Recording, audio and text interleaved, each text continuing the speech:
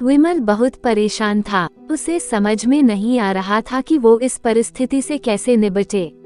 वो अपनी माँ को बहुत चाहता था, किंतु उसकी पत्नी और बच्चे उसकी माँ से बहुत दूर भागते थे, क्योंकि उसकी माँ की एक आंख नहीं थी, साथ ही उसकी कमर भी 90 अंश पर झुकी थी। वैसे वह अपना काम सब खुद कर लेती है, किंतु फिर भी वो उसकी पत्नी और बच्चों के लिए हमेशा खटकती है। पूरा परिवार और आस पड़ोस बहुत उत्साहित था। अमेरिका से विमल के डॉक्टर चाचा आ रहे थे। डॉक्टर रमेश ने जैसे ही घर में कदम रखा, सबने मिलकर बहुत उत्साह से उनका स्वागत किया। क्यों विमल भाभी नहीं दिख रही, कहाँ है? डॉक्टर रमेश ने उत्सुकता पूर्वक पूछा। जी वो गांव में रहती हैं, यहाँ उनका मन नहीं लगा, कामनी ने सपाट लहजे में उत्तर दिया। डॉक्टर रमेश ने विमल की ओर देखा तो विमल ने अपनी आंखें झुका ली। डॉक्टर रमेश सब समझ गए, बोले कल हम भाभी से मिलने गांव चले गए सब लोग। दूसरे दिन सभी लोग गांव के घर में पहुँचे। देखा कि सरस्वती को बहुत तेज बुखार है और वो पलंग पर असहाय पड़ी है। डॉक्टर रमेश दौड़कर सरस्वती के पास गए, उनके पैर छूकर रोने लगे। सरस्वती की ये हालत उनकी कल्पना से परे थी। वाह बेटा विमल, तूने तो नाम उजागर कर दिया। अपनी माँ की ये हालत देखकर तुझे तो शर्म भी नहीं आ रही होगी। डॉक्टर रमेश ने विमल को लगभग डांटते हुए कहा, नहीं देवर जी, विमल का कोई दोष नहीं है, मैं खुद गांव आई थी। सरस्वती ने अपने बेटे का बचाव किया, मुझे सब पता चल गया। भाभी आप चुप रहो।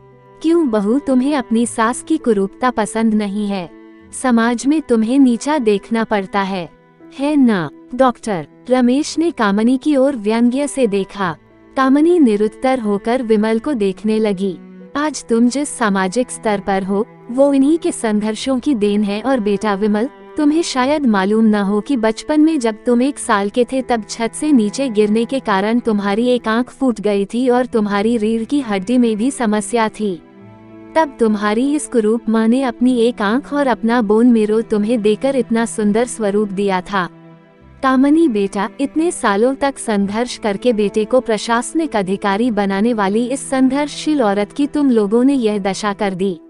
तुम्हें ईश्वर कभी माफ नहीं करेगा। डॉक्टर रमेश की आंखों से अश्रु जलधारा बह रही थी।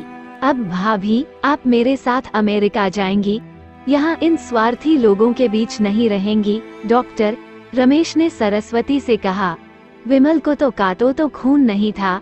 डॉक्टर रमेश जो उसके चाचा थे, उन्होंने जो राज बताया, उसके बाद तो विमल को यही लग रहा था कि उससे ज्यादा पापी इंसान इस दुनिया में कोई और है ही नहीं।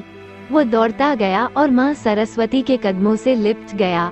माँ, मेरा अपराध अक्षम्य है, मैं जानबूझकर चुप्पी साधे रहा, आपका अपमान करवाता रहा।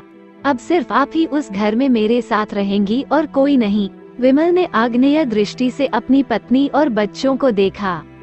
कामनी को भी बहुत पश्चाताप हो रहा था, किंतु उसकी हिम्मत नहीं हो रही थी कि वो सरस्वती से आंख मिलाए।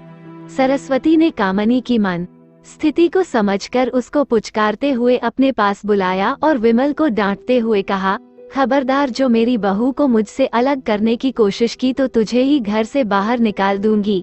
कामनी और बच्चों ने सरस्वती के पैर पड़ते हुए अपने व्यवहार पर माफी मांगी और माँ के हृदय ने सबको माफ कर दिया।